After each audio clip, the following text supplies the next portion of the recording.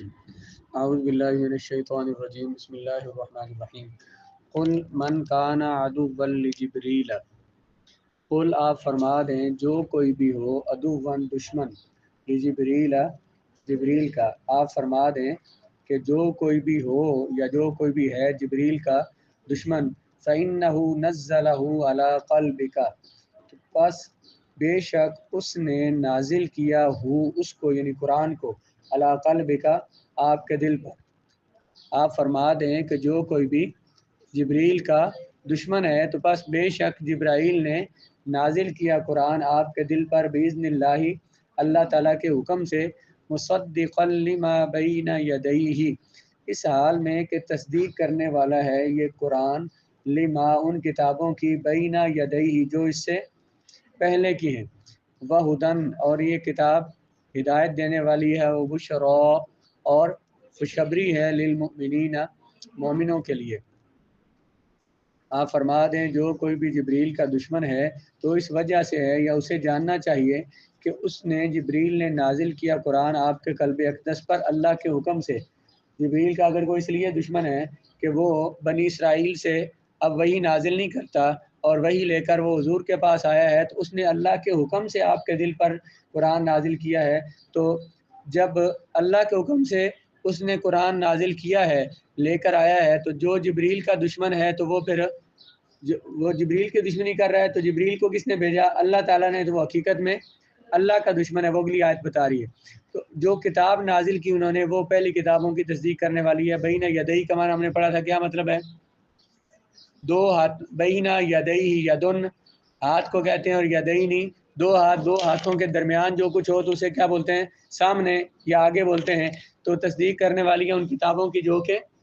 آگے گزر چکی ہیں پہلے گزر چکی ہیں وہدن دیکھیں مصدقاً پیچھے آیا ہے اس میں فاعل وہ قرآن جو ہے جو آپ کے دل پر انہوں نے نازل کیا نزلہ نازل کیا جبریل نے اس کلام کو آپ کے دل پر مصدقاً وہ کتاب وہ قرآن جو ہے وہ تصدیق کرنے والا ہے وہدن یا مصدر ہے ہدن ہدایت ہے اصل میں مصدر ہے اس میں فاعل کے معنی میں ہدایت دینے والا ہے ہدایت یہ مصدر ہے اور مصدر کس معنی میں ہے اس میں فاعل کے معنی میں کس کے معنی میں یعنی ہادی ہدن بمانا ہادی ہے ہادیون ہدایت دینے والا وہ بشرا اور یہ خوشخبری ہے قرآن مومنین کے لیے خوشخبری ہے کا مطلب خوشخبریاں دینے والا ہے بشرا بھی اس میں فاعل کے معنی میں ہے تو یہاں پہ کہتے ہیں آیت میں فا سببیہ ہے فا سببیہ ہے فَإِنَّهُ پر جو فا ہے آپ فرما دیں جو کوئی جبریل کا دشمن ہے تو اس کا سبب یہ ہے اس دشمنی کا سبب یہ ہے کہ جبریل آپ پر قرآن نازل فرماتے ہیں اللہ کے حکم سے من کان عدوا للہ وملائکتہ ورسلہ جو کوئی بھی دشمن ہے اللہ کا اور اللہ کے فرشتوں کا اور اللہ کے رسولوں کا وجبریل اور جبرائیل کا اور میکائیل کا فإن اللہ عدو للکافرین تو اللہ تعالیٰ دشمن ہے کافروں کا اس آیت کے مضمون سے پتہ چلا جو اللہ کا دشمن ہے فرشتوں کا دشمن ہے رسولوں کا دشمن ہے جبرائیل کا اور میکائیل کا اللہ کو یہ فرمانا چاہیے تھا نا کہ اللہ ان کا دشمن ہے اللہ نے کیا فرمایا اللہ کافروں کا دشمن ہے مطلب کہ اللہ کی دشمنی کرنے والا فرشتوں رسولوں کی دشمنی کرنے والا کافر ہو جائے گا اللہ نے اس لیے فرمایا کہ اللہ تعالیٰ ان کافروں کا اللہ بھی ان کافروں سے دشمنی رکھتا ہے علی قلبک کیوں ذکر فرمایا ہے حق تو یہ تھا کہ علی قلبی کہنا چاہیے تھا علی قلبی کیوں کہنا چاہیے تھا بھلا آپ نے بھی جو سبق پڑھا ہوا ہے کیا مطلب ہے اس کا علی قلبی کہنا چاہیے تھا کیوں بولیں شاباش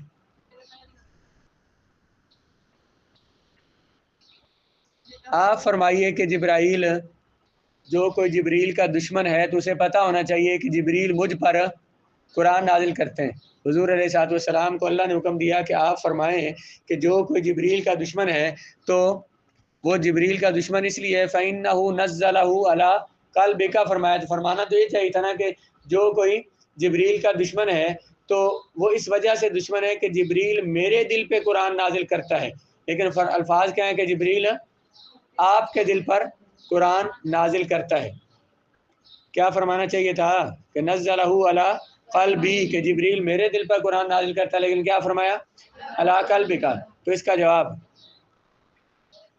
اس کا جواب آپ کو دو دیے تھے جواب. اگرچہ علم کے حصول کے کئی ذرائع ہیں لیکن حواس ظاہرہ ظاہری حصوں اور حواس باطنہ باطنی حصوں اور دل وغیرہ یہ سارے جو ہیں علم حاصل کرنے کے ذرائع ہیں. ظاہری حصے بھی ہم دیکھ کے کسی چیز کا علم حاصل کرتے ہیں, سن کے حاصل کرتے ہیں اور اسی طرح سمجھ کے حاصل کرتے ہیں. تو اسی طرح دل سے بھی علم حاصل کرتے ہیں, مگر دل سب سے پہلے وحی کو قبول کرتا ہے اور اس کے فہم اور حفظ کا محل ہے. وحی کو قبول کون کرتا ہے؟ انبیاء کا دل.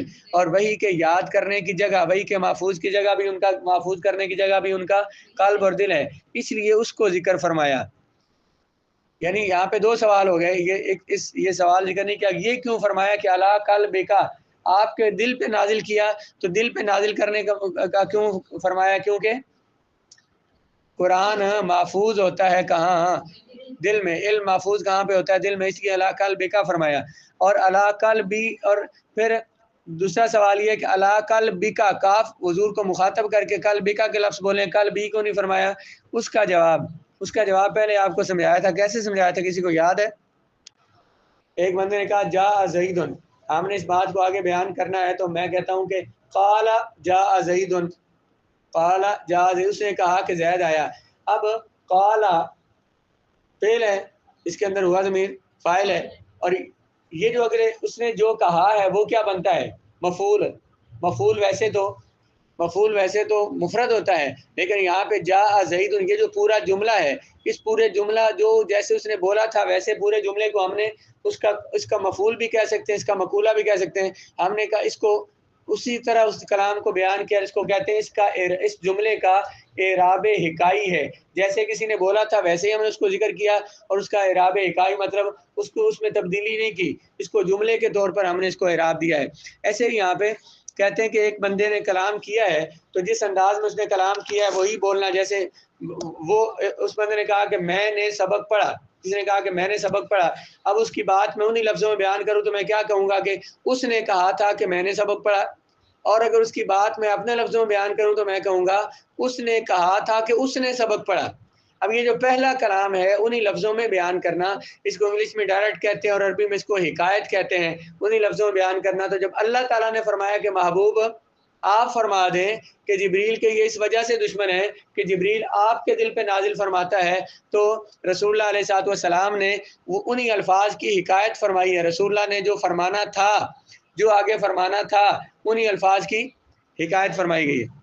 یہ اللہ تعالیٰ, بلکہ اللہ تعالیٰ کا جو کلام تھا اسی کلام کو حضور نے اپنے لفظوں میں بیان نہیں فرمایا, اگرچہ حکم حضور کو ہوا, لیکن اللہ تعالیٰ کے انہی الفاظ کی حکایت کی گئی ہے.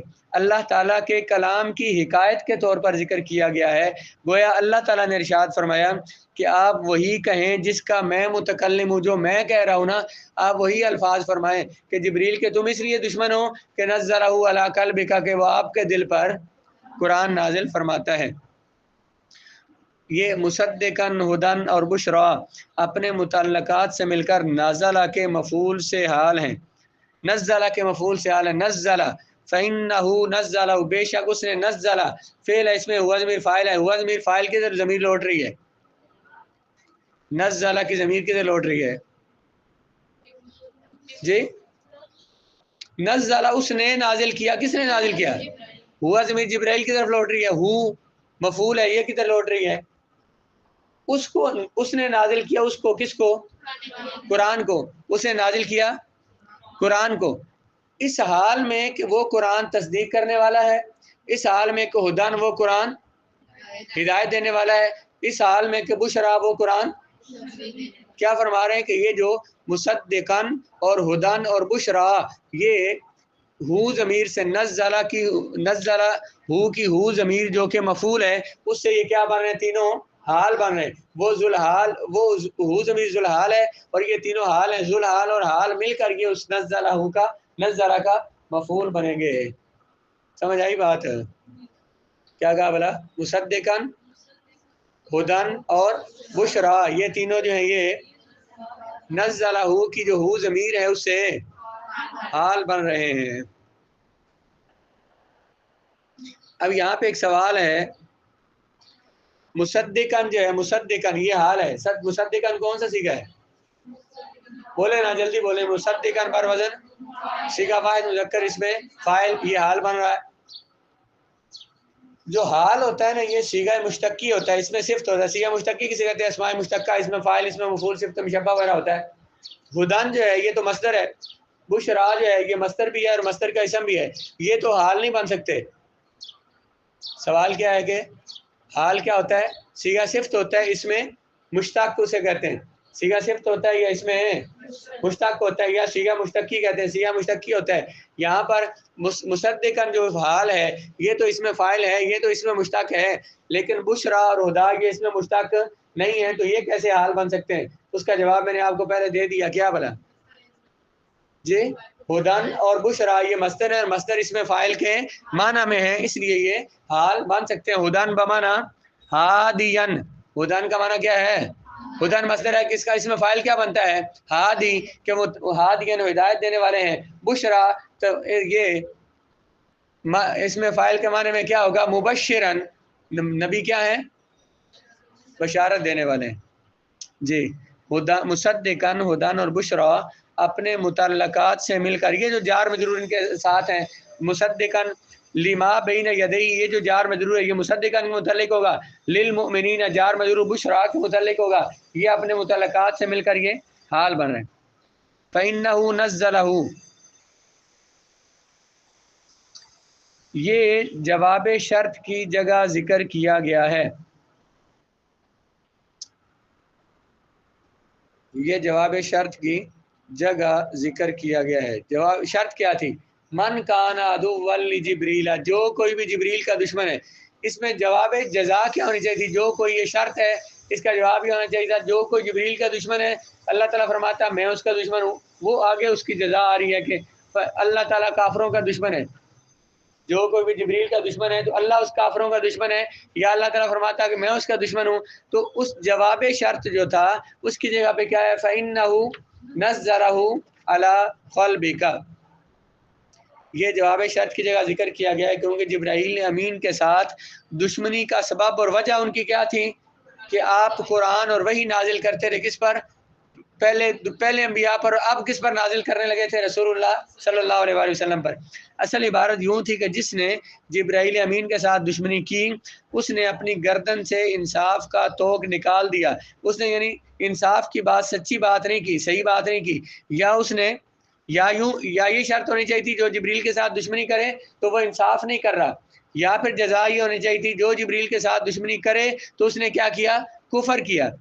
تو اس دشمنی کا سبب وہ کیا تھا کہ وہ جبرائیل آپ پر قرآن نازل کرتے ہیں, تو جو سابقہ کتابوں کی تصدیق کرتی ہے.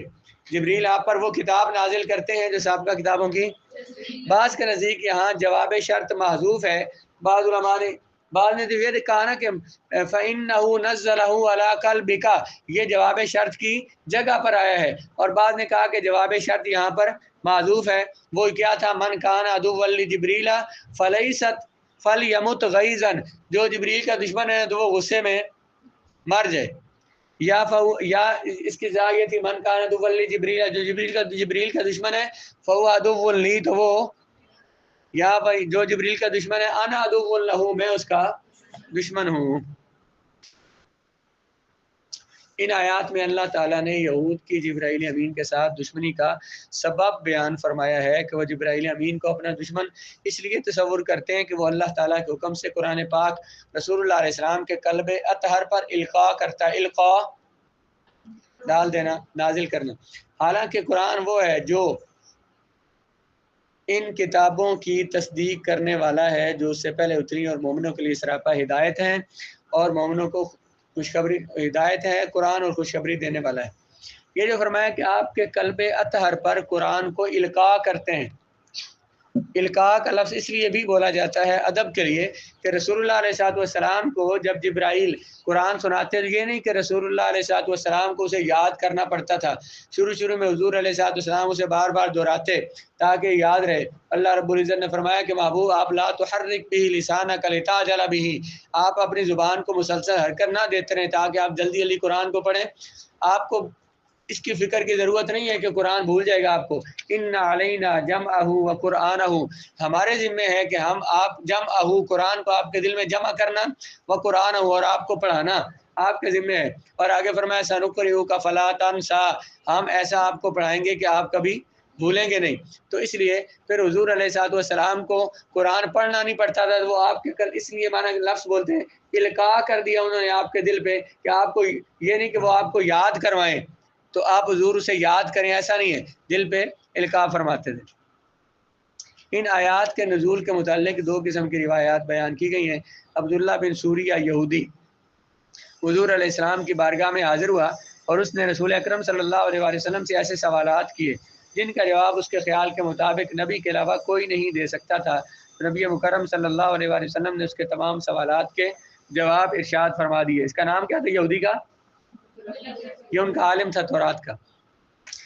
آخری جواب میں اور آخری جو جواب میں جو اس نے سوال کیا تھا کہ آپ پر وحی کون نازل کرتا ہے، اس کے جواب میں رسول اللہ نے فرمایا کہ جبرائیل نازل کرتے ہیں.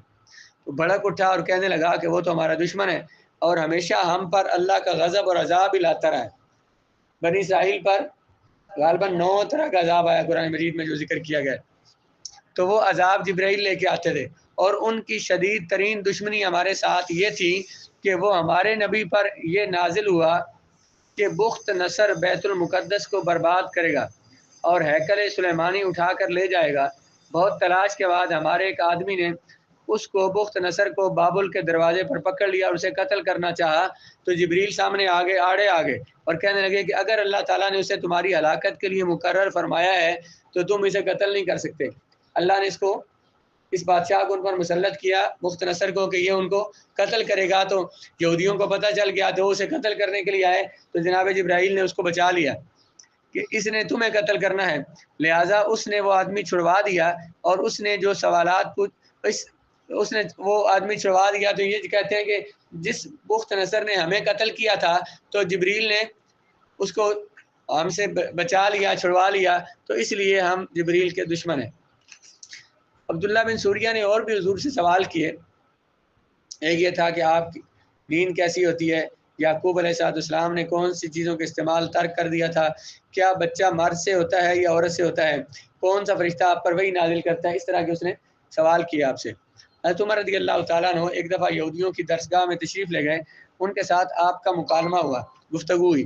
آپ نے جبرائیل کے متعلق ان سے پوچھا تو وہ کہنے لگے کہ وہ ہمارے رازوں کو محمد مصطفیٰ صلی اللہ علیہ وسلم کو بتا دیتا ہے، عذاب اور غضب لے کر آتا ہے، اور میکائیل جو ہے خوشحالی اور سلامتی لے کر آتا ہے. بارشیں نازل کرتے ہیں اور فصلیں اگانا اور رزق دینا جناب جبرائیل کے ذمہ، اللہ تعالیٰ نے ان کی ڈیوٹی لگائی ہے.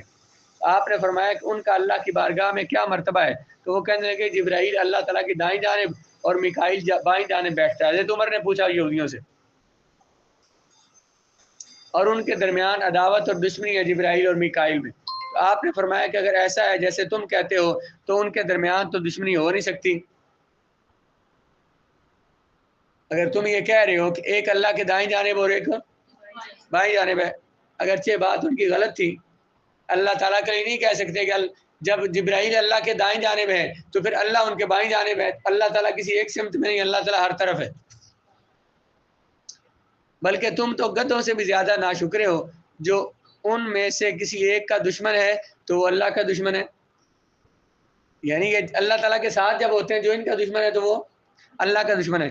حضرت فاروق اعظم رضی اللہ تعالیٰ عنہ اس واقعہ کے بعد حضور علیہ السلام کی بارگاہ میں حاضر ہوئے تو آپ صلی اللہ علیہ وسلم نے ارشاد فرمایا، اے عمر، اللہ تعالیٰ نے یہود کے ساتھ تمہارے خیالات کی تائید فرما دی ہے.